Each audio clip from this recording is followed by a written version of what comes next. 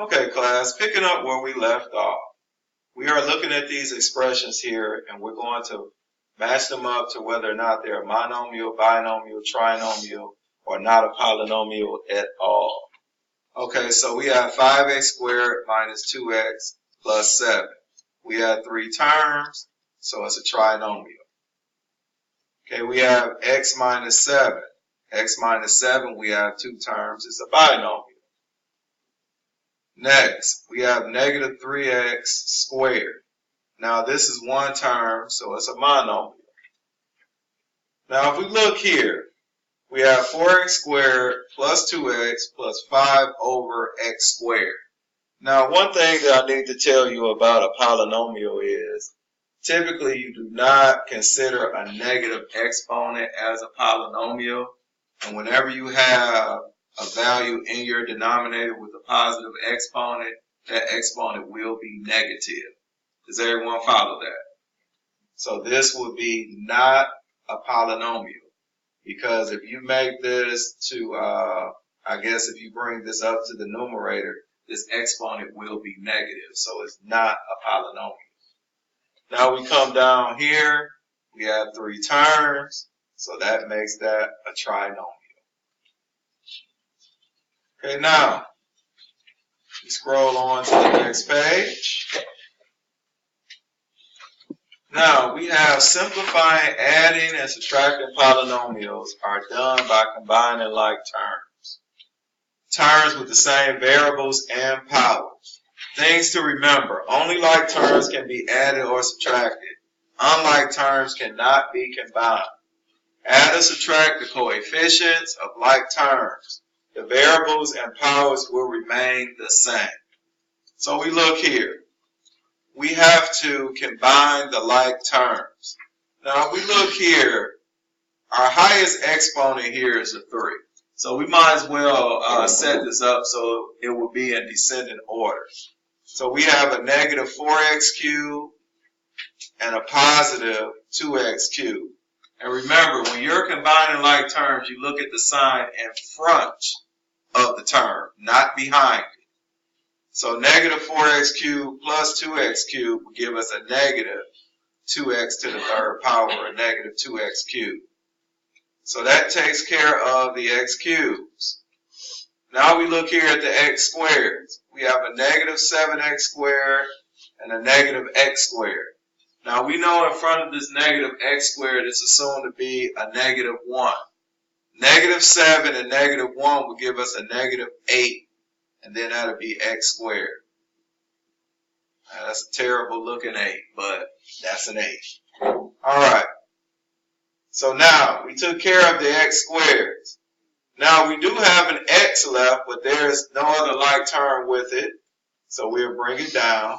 So it'll be plus 8x. And then we have a value or a term without a variable, so we'll bring that down. And this is our final answer. Okay, now we go here to B. With B, you notice that we have parentheses here. So before we do any combining, we need to look inside the parentheses to see if we have any like terms that we can combine. We do not. None of these are like terms. So this is what we would do since there's no exponents on the outside of the parentheses. This first parenthesis, we would just drop the parenthesis and bring everything down as is.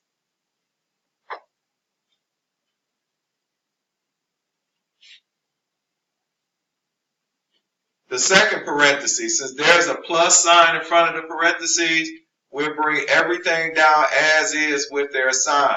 So 2a squared is a positive 2a squared. And then we'll bring down our minus 3ab and our minus 6b squared.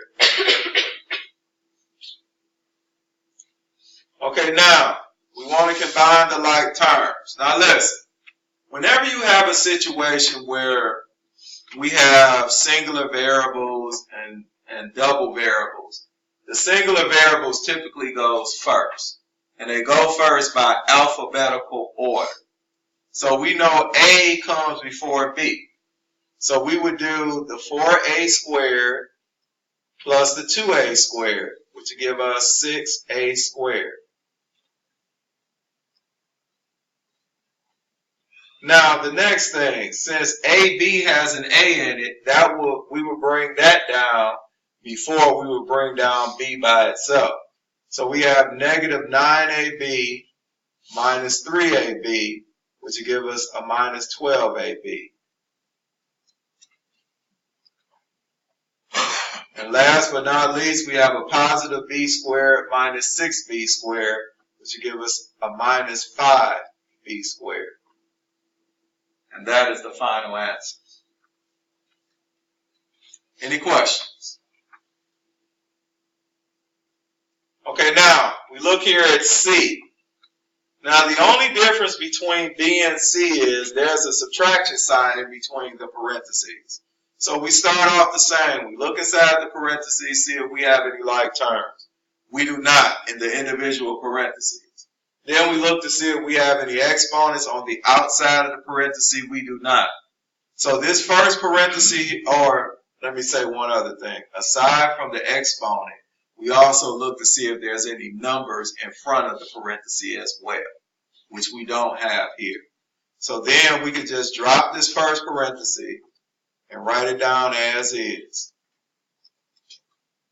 Now, we have to treat the second parenthesis a little differently because it has a minus sign in front of it. Whenever you have a minus sign in front of that parenthesis, it changes the sign of everything inside of that parenthesis. So this would give us a minus 4x squared because that was positive 4x squared. This minus 2x will become a positive 2x, and a minus 8 will become plus 8. Now, we will combine like terms and put this in descending order. We have a positive x squared minus 4x squared, which will give us a negative 3x squared. Now we have 7x and 2x. 7x plus 2x is 9x. Negative 1 plus 8 will give us a positive 7. And we're done with that problem. Were there any questions from this problem? Yes. So it's basically like when you add and subtracting the fractions. I believe that when you change the next two negative signs. Well, it's not necessarily fractions. What it is this here. It's doing the opposite. Whenever you have a negative sign in front of a parenthesis, you always take the opposite of what's ever inside the parenthesis. So everything in here we wrote down as its opposite. This positive 4x squared became a negative.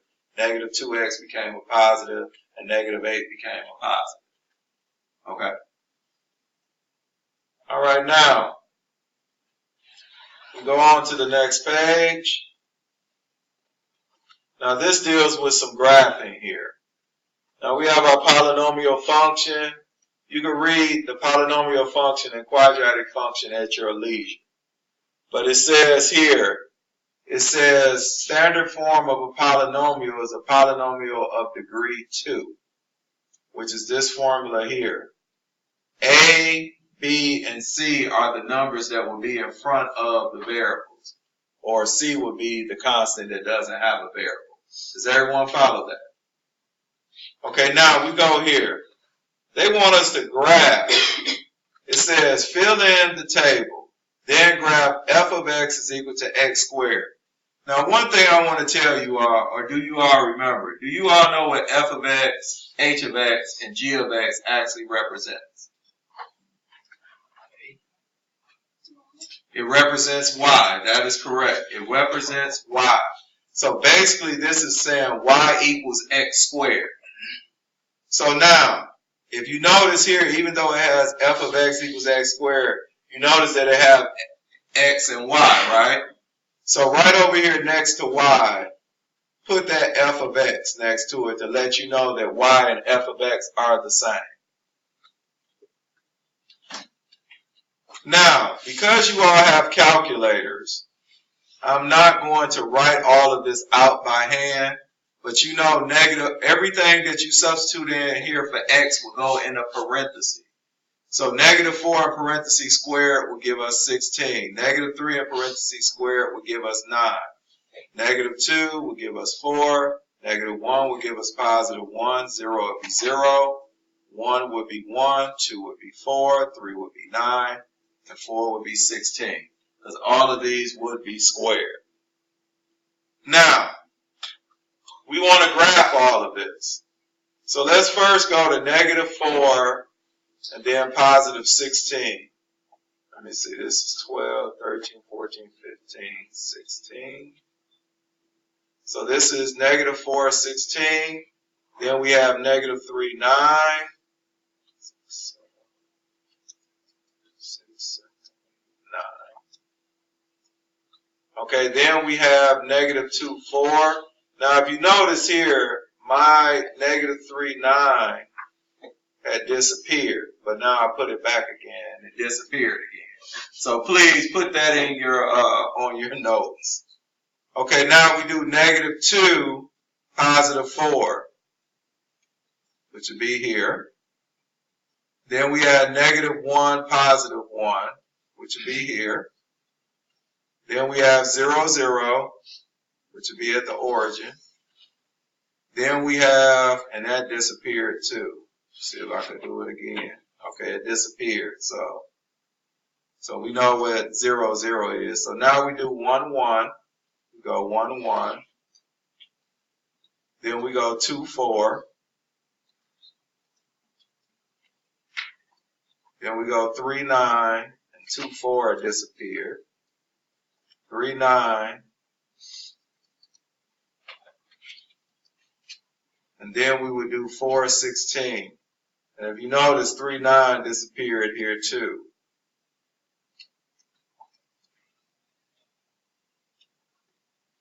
Now, if you look on your graph in your notes, after you plotted everything, because some of my things have disappeared here, if you notice, on opposite sides, they're at the same level. Negative 4, 16, and positive 4, 16. They're both at 16. Then you come here, it's supposed to be 3, 9, which you know, 3, 9, and then negative 3, 9. Both of them disappeared, so I guess they are the same. And then we have 2, 4, 2, 4, negative 1, 1, 1, 1, and then 0, 0. Now, if you notice, 0, 0 is our lowest point. That is also called the vertex. The vertex is your highest or lowest point. Again, the vertex is your highest or lowest point. Does everyone follow that? And then, because this is the lowest point, your vertex would be the minimum.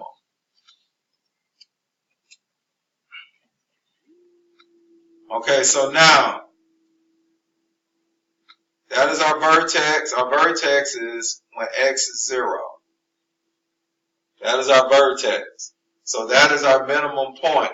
And basically the vertex goes like this. If you were to take this as a sheet of paper and fold it at the vertex, it will cut the graph evenly in half and it would lay on top of each other. It would basically be a reflection of each other. Okay, so now we have those points. Now this is what I need you to do in your notes. As a matter of fact, I'm going to pause this and then I'm going to draw the curve so you all can see what the curve should look like.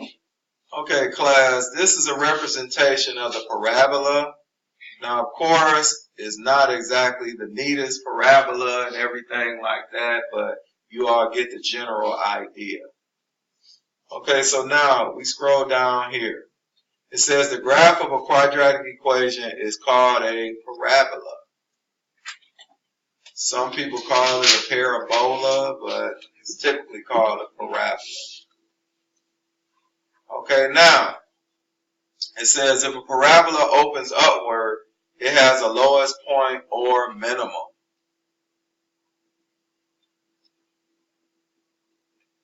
If a parabola opens downward, it has a highest point or maximum. The minimum or maximum point of a parabola is called its vertex.